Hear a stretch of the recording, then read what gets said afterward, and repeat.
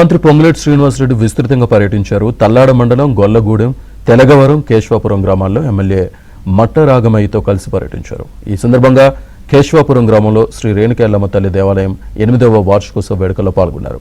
గొల్లగూడెం ఆంజనేయ స్వామి గుడి ప్రతిష్ఠా మహోత్సవానికి హాజరయ్యారు. రాష్ట్ర ప్రజలు సుభిక్షంగా ఉండాలని ఈ సందర్భంగా దేవుణ్ణి కోరుకున్నట్లు మంత్రి తెలిపారు.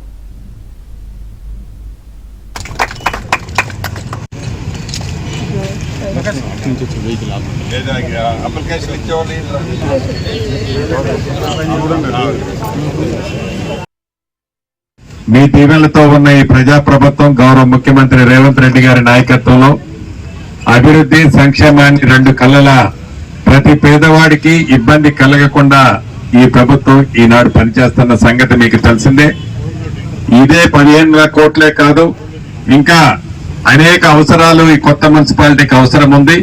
తప్పకుండా స్థానిక ఇక్కడ ఉన్న ఇది నా ప్రాంతం, నేను శాసనసభ్యుడిని పాలేరైనా కూడా సత్తుపల్లి నియోజకవర్గంలో నా పుట్టిన ఊరు కాబట్టి ఆ రోజు ఎన్నికల్లో మీకు ఇచ్చిన మాట ప్రకారం చెప్పిన ప్రతి మాటని తూచా తప్పకుండా ఈ కల్లూరు మున్సిపాలిటీని అభివృద్ధి చేసే దాంట్లో పాలు పంచుకుంటారని కూడా మరొక్కసారి మీ అందరికీ తెలుపుతూ మీ అందరి దగ్గర సెలవు తీసుకుంటాను.